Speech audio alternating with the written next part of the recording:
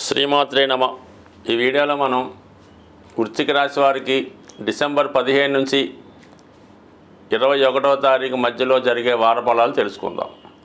మరి వృశ్చిక రాశి వారికి ఈ వార ప్రారంభంలో ఆదివారం చాలా విజయవంతంగా ఉండే అవకాశం ఉంది. అంటే ఈ ఒక్కరోజు మాత్రమే ఈ రాశిలో బుధాదిత్య యోగం ఉంటుంది.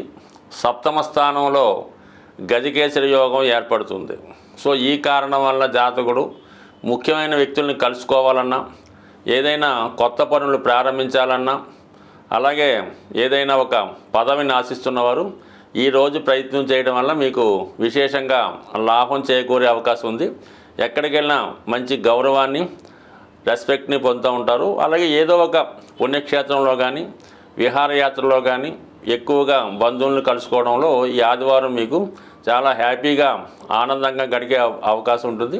విజయవంతంగా ఆదివారం పూర్తవుతుంది. అయితే సోమవారం నాడు మనకి రాశి యందు సంచరిస్తున్నటువంటి రవి ధనస్థానంలోకి వెళ్ళడం జరుగుతుంటుంది. ఒక విధంగా ఇది జాతకుని యొక్క కుటుంబ గౌరవం పెరుగుతూ ఉంటుంది. జాతకుడు అథారిటేటివ్గా తన కుటుంబ సభ్యుల పైన ఆధిపత్యం వహిస్తూ ఉంటాడు.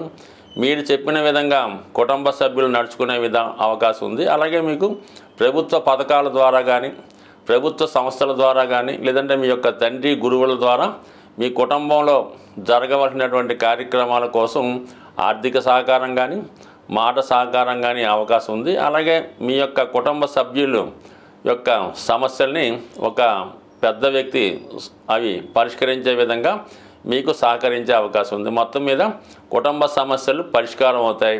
కుటుంబ ఖర్చులు మీకు ఆధీనంలోకి రావడం జరుగుతూ ఉంటుంది. అయితే ముఖ్యంగా సోమవారం, మంగళవారంలో ముఖ్యమైనటువంటి పనులు వాయిదా వేసుకోవడం మంచిది. చాలా వరకు ఆ 2 రోజులు ముఖ్యమైన పనులు కానీ, అగ్రిమెంట్లు కానీ, ఆర్థిక లావాదేవీలు కానీ ఉంటే వాయిదా వేసుకొని యాస్టీజ్గా బుధవారం నుంచి మళ్ళీ మీ యొక్క కొత్త కార్యక్రమాలు ప్రారంభించుకుంటే మంచిది. సో ఏదైనా ధన విషయంలో గతంలో కన్నా చక్కని ఆదాయం పెరుగుతూ ఉంది.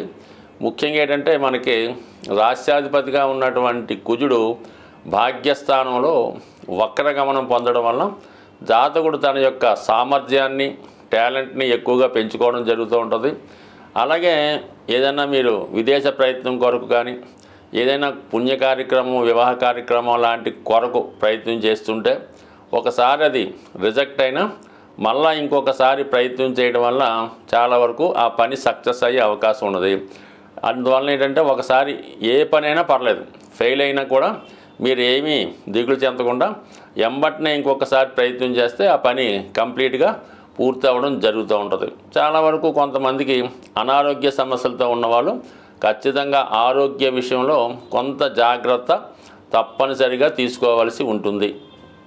అలాగే 3వ స్థానంలో శుక్రగ్రహ సంచారం మీకు మీ కుటుంబంలో ఉన్నటువంటి స్త్రీల యొక్క సహకారం మీకు కలిగే అవకాశం ఉంది. అలాగే ఏదైనా ప్రయాణంలో కానీ, ఏదైనా ఫంక్షన్లో కానీ మీ కొత్త వారితో పరిచయం ఏర్పడుతుంది. వారితో స్నేహభావం ఏర్పడడం వల్ల కొన్ని కొత్త విషయాలు తెలుసుకుంటారు. అలాగే మీ యొక్క సమస్యలకి తగు విధమైన పరిష్కారం కూడా ఈ సమయంలో లభించే అవకాశం ఉన్నది. అలాగే ఎవరైనా కొత్త ఆదాయం కోసం కానీ, కొత్త వ్యాపారం కొరకు కానీ ప్రయత్నం చేస్తున్నా, నూతన ఉద్యోగంలో మారడానికి ప్రయత్నం చేస్తున్న వారికి చక్కని అవకాశాలు ఈ సమయంలో రావడం జరుగుతుంటుంది. అలాగే మీలో ఉన్నటువంటి ఆలోచన విధానం, టాలెంటు ఎక్కువగా పెంచుకొని ఇంకా మీరు ఒక మంచి గురువుని, మంచి టెక్నీషియన్ని ఆశ్రయించి మీలో ఉన్నటువంటి విద్య ఇంకా పెంచుకునే విధంగా వారి యొక్క అంటే నిపుణుల యొక్క సలహాలు తీసుకొని మీ నాలెడ్జ్ని ఇంకా పెంచుకుంటారు. ఏదైనా విషయాన్ని కొత్తగా ప్రజెంట్ చేసే విధంగా ఈ గ్రహస్థితి మీకు అనుకూలిస్తూ ఉందన్నమాట. అంటే ఎక్కువగా సప్తమ స్థానంలో గురువు అంటే బుధగ్రహం నిత్యం స్టూడెంట్ అన్నమాట. ఎప్పుడూ ఏదో విషయాన్ని నేర్చుకోవడానికి బుధగ్రహం సహకరిస్తూ ఉంటుంది. అటువంటి బుధుడు వృశ్చిక రాశిలో సంచరించడం వల్ల జాతకుడు కొత్త విషయాన్ని తెలుసుకోవడానికి ప్రయత్నం చేస్తూ ఉంటాడు. గురువు ఎప్పుడూ కూడా జ్ఞానవంతుడు. తనకు వచ్చిన విషయాన్ని ఇతరులకి నేర్పాలనే ప్రయత్నం చేస్తూ ఉంటాడు. అటువంటి గురువు సప్తమ స్థానంలో ఉండి మరి విద్య నేర్పే ప్రయత్నంలో వృశ్చిక రాశి వారు ఖచ్చితంగా కొత్త విషయాలను తెలుసుకుంటూ ఉంటారు. ఏదైనా పోటీ పరీక్షల్లో కానీ, ఇంటర్వ్యూలో కానీ వెళ్ళవలసిన వారు తప్పకుండా విజయం సాధించే అవకాశం ఉంది. మళ్ళీ ఇంకో విషయంలో వివాహ విషయంలో ఎవరైతే పరస్పరం అంగీకారంతో ఇష్టపడి పెళ్లి చేసుకుందాం అనుకున్నారో అటువంటి వారికి ఇది కొంతవరకు వాళ్ళు వివాహానికి తగినటువంటి సమయాన్ని నిర్ణయించుకునే అవకాశం ఉంటుంది. అయితే గురుగ్రహం వక్రగమనం వల్ల ఇంకా మీ యొక్క వాయిదా వేస్తుంటారు అన్నమాట. ఇంకా తర్వాత చేసుకుందాం అనుకుంటారు. ఇలాగా ప్రతిదీ వాయిదా వేయడం వల్ల మొదటికే మోసం వచ్చే అవకాశం ఉంది. కాబట్టి ఎవరైతే ప్రేమ వివాహం చేసుకుందాం అనుకున్నారో వారు ఖచ్చితంగా ఈ నెలలో చేసుకుంటేనే మంచిది తప్ప ఇంకా కాలయాపన చేస్తే దాని తర్వాత కొన్ని ఇబ్బందులు ఎదుర్కొనే అవకాశం ఉంటుంది. జాతకులు ఏ రాశి వారైనా వారి యొక్క గ్రహస్థితిని అనుకూలంగా మార్చుకోవడానికి, గ్రహాల యొక్క దోషాల నుంచి బయటపడడానికి ప్రతి నెల కూడా ఏదో ఒక కార్యక్రమాలు, ఏదో ఒక పుణ్య రోజులు రావడం జరుగుతూ ఉంటుంది. అవి ఫాలో అవ్వడం వల్ల ఏంటంటే జాతక దోషాల నుంచి బయటపడమే కాక గ్రహాల యొక్క అనుకూలతకు కూడా రావడం జరుగుతూ ఉంటుంది. సో ఇది మార్గశిర మాసం.